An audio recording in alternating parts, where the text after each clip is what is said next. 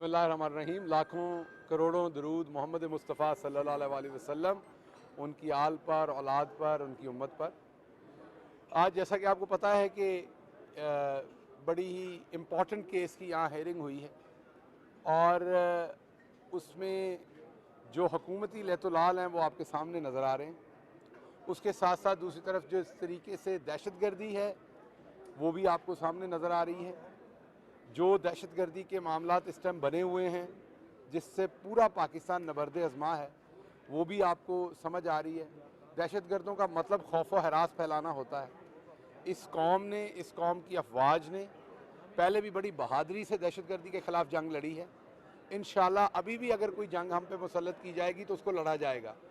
लेकिन एक चीज़ जो बहुत इम्पॉर्टेंट है वो है कि कोई भी कौम अपने लोगों की शहादत नहीं करवाना चाहती, अपने फ़ौजियों की शहादत नहीं करवाना चाहती, अपने शहरियों की शहादत नहीं करवाना चाहती, अपनी पुलिस की शहादत नहीं करवाना चाहती, अपनी वकला, अपनी अदालतों के ऊपर इस तरह के प्रेशर नहीं लाना चाहती।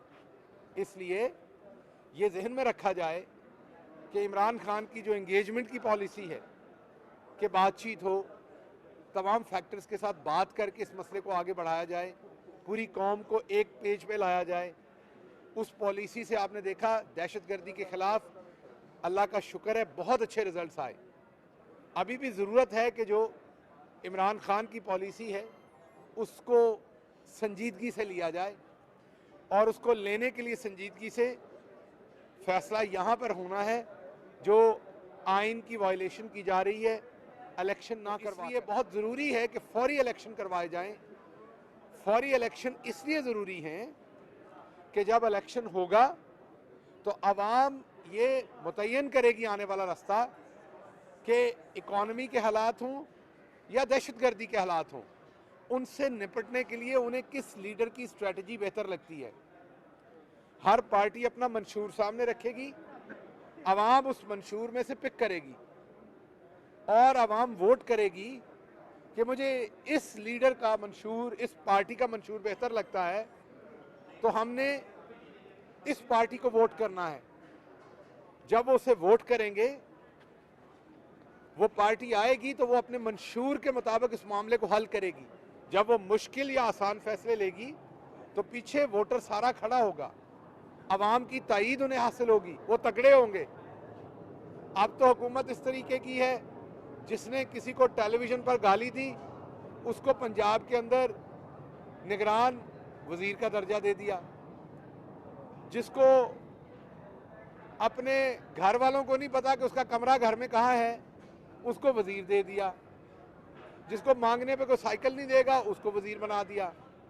मतलब जिनको कोई पब्लिक लाइफ का एक्सपीरियंस नहीं है वो लोग ना तो पब्लिक के मसाइल को समझते हैं, ना ही अभी आप अगर हाई कोर्ट आते हैं, आप लोग कवर करते हैं जो मीडिया के हजरात, तो आप देखते हैं कि यहाँ हर हफ्ते, हर दूसरे हफ्ते कोई ना कोई पॉलिटिकल चैलेंजेस वकला के लिए होते हैं। कभी कोई वकील पकड़ लिया जाता है, कभी वकला के इलेक्शन आ जाते हैं, कभी बाहर का कोई इलेक्शन है तो उसमें कोई दो धड़े हैं। तो एक पॉलिटिकल एक्टिविटी चल रही है, इनकी अवेयरनेस है पॉलिटिक्स के साथ, इनको पता है इंसानों के साथ डील कैसे करना है, उनसे बातचीत कैसे करनी है, अपने और उनके मंशूर के ऊपर एक दरमियाना पॉइंट कहाँ पर लेके आना है। आप ऐसे लोगों को मसनद पे ला के बिठाएंगे जिनका ऐसा कोई काम नहीं रहा, तो वो किस तरीके से इतने गंभीर सिचुएशन में से पाकिस्तान को बाहर निकालेंगे। और दुनिया के किसी मुल्कों में नहीं होती। मुझे लगता है बाजी जैसे शहरी पाए ही उन दो मुल्कों में जाते हैं, बाकी तो इंसान है ही नहीं। तो अगर बाकी जगहों पे ये हमारा कैमरामैन जो है इसको भी वो गले की तकलीफ हो सकती है, लेकिन क्योंकि उस तरह का इंसान नहीं है, ना वो ना मैं, तो हमारा इलाज करने के लिए यहाँ पर फिर हस्पतालों ने वो वाली सर्जरी रखी नहीं है। ये बाजी जड़ी तो सर्जरी है ना, ये मकर दी सर्जरी है बुनियादी तौर पर। अल्लाह तो चो सेहत देवे, और बुनियादी तौर पर अगर वाकई ये सर्जरी हुई है उसमें से भी अल्लाह आपको सेहत दे। लेकिन मकसद असल ये है आपका कि आप इंतखाबात से भागें। आपका दिल करता है कि किसी तरीके से आपको इंतखाबात में तारीख मिले आगे से आगे, और आप इसको एक्सटेंड करें, क्योंकि आपको पता है अगर आप इस तरह से इलेक्शन के अंदर चले गए तो एक टर्म होती थी जमानत जब्त होना, अब मेरा ख्याल जमानत जब्त नहीं होनी, जमानत के साथ कुछ और ही होना है। तो इसलिए आप हर सूरत इलेक्शन से भागना चाहती हैं।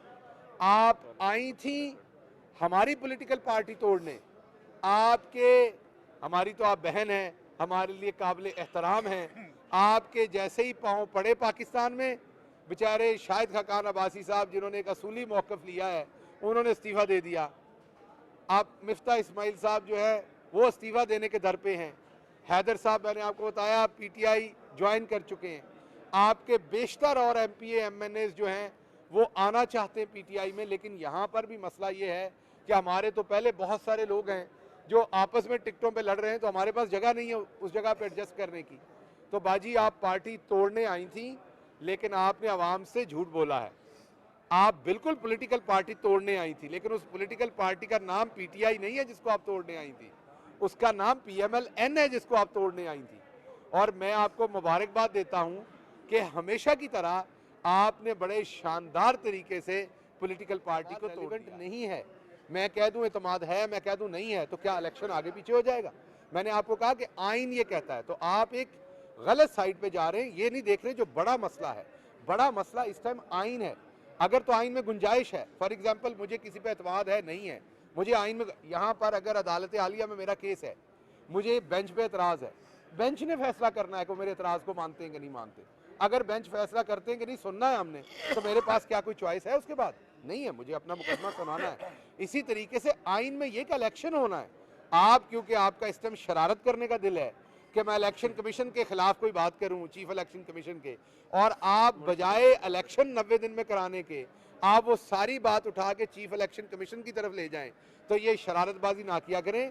आजकल पकड़ दकड़ का मौसम है, ए पीएनएन वालियां दी भी वारी आ जानी है, सिर्फ साडी नहीं आनी। ए सुलेमान साहब, ए तुहाडी वारी भी आनी है मेरी जान, इहने कल्ला गिल ने नहीं चुके जाना, ए सुलेमान साहब ने भी चुके जाना है। ना शरारतां करो इहो जिहियां, बाज आ जाओ तुसी।